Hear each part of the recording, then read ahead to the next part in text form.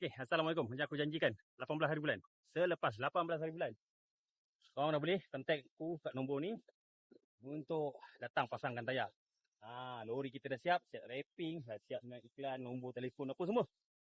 Kita tengok dalam, kita dah set up yang takat yang boleh buat kerja. Wah, okey.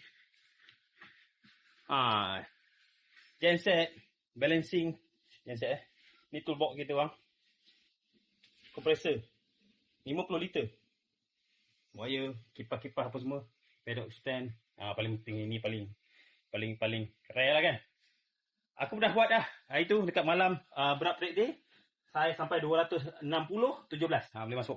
Maknanya motor daripada saiz 110 saiz sampai ke saiz 200 insya-Allah boleh buat.